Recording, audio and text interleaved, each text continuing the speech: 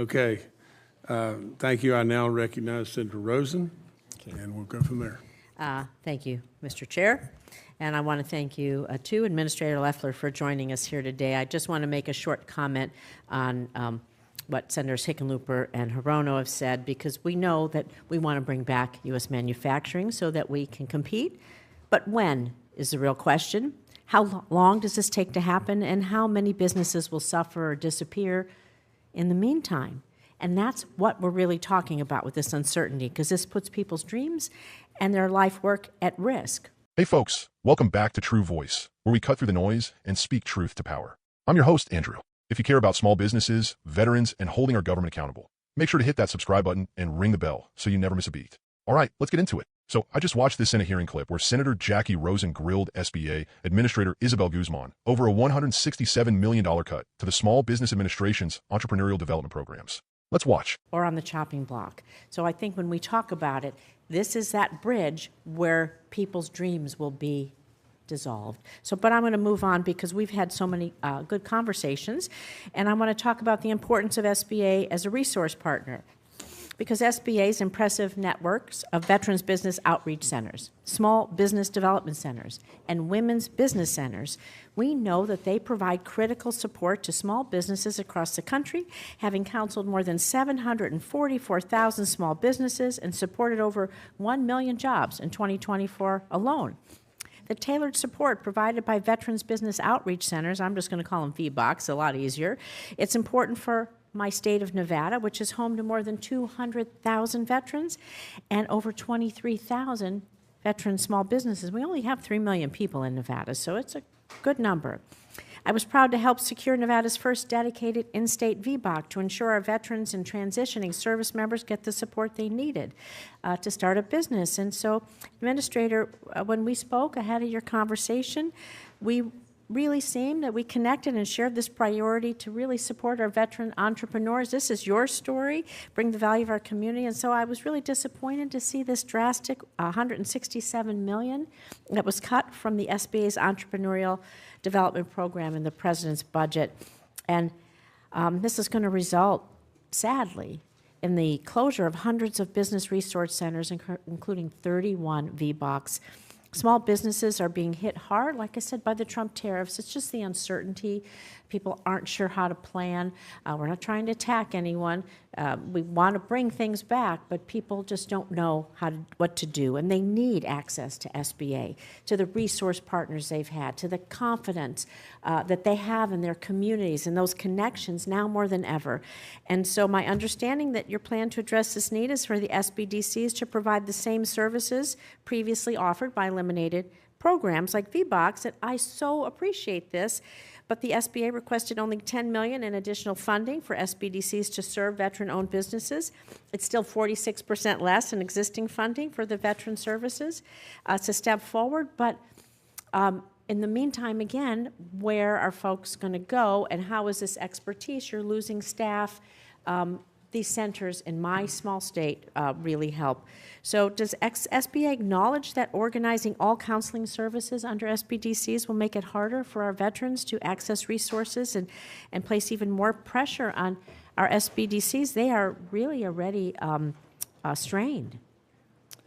Senator, thank you for the question. And there is no bigger champion of our veterans than President Trump, which is why I think we've all seen him upsize the Veterans Administration budget by $5 billion.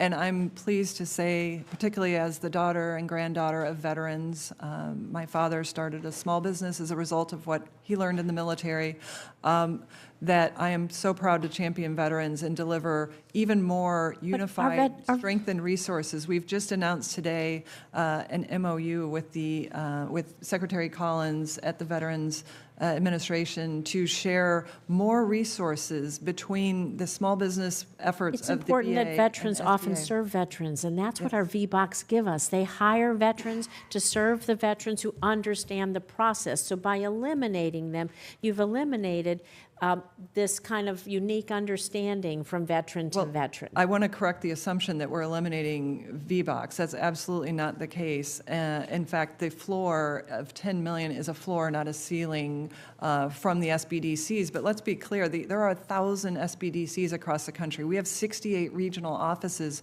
with veteran specialists in those offices. We have PCRs on military It took till last year for me helping. to get the VBOX in Nevada. So I just have one more quick question.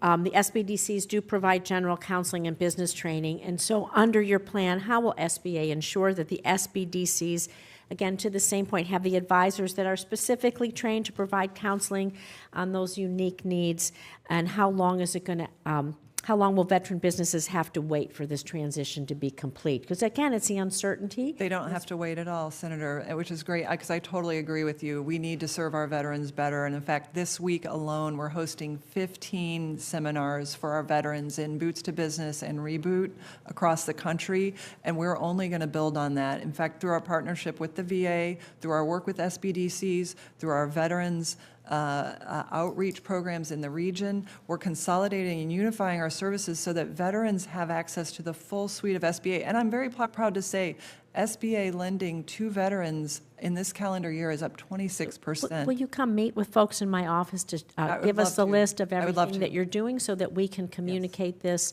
out in Nevada and be sure that we continue to serve our veteran businesses? I'd love to meet you and visit with your state as well. Thank you. you, Senator. Thank you, Mr. Chair. Look, as a progressive and a patriot, I believe our country is strongest when we invest in people, not strip away their support. These cuts, they're not just numbers in a spreadsheet. They mean fewer resources for veterans, fewer opportunities for women and minority entrepreneurs, and a harder road for folks trying to live the American dream through their own business. We're talking about potentially hundreds of resource centers closing, including 31 Box Veterans Business Outreach Centers. That's a slap in the face to people who serve this country and came home hoping to build something real. Rosen rightly called this out. She brought the receipts. In Nevada alone, her state, over 23,000 veteran-owned businesses rely on these programs. She asked a very valid question. If you're cutting Box and saying SBDCs will pick up the slack, how is $10 million in extra funding supposed to make up for a $167 million cut? Let's be real. This isn't about streamlining. This is about gutting public investment in small business so big corporations can keep hoarding resources and dominating markets. And yeah, Administrator Guzman tried to clean it up by saying we're consolidating, not cutting. But if you're taking away specialized veteran services, that's a cut. Period. Patriotism isn't just about waving a flag. It's about standing up for the people who keep this country running. Veterans, small business owners, working families. You can't claim to support them while tearing down the safety nets they depend on. Senator Rosen showed real courage here. She pushed back. She demanded answers. That's the kind of leadership we need more of. And it's up to us to keep the pressure on. Call your reps. Ask where they stand on this. Because silence is complicity. Drop your thoughts in the comments. Do you think the SBA's new plan really supports veterans? Or is it just smoke and mirrors? And don't forget, smash that subscribe button, hit like if you care about small business, and share this video to get the truth out there. Until next time, I'm Andrew with True Voice. Stay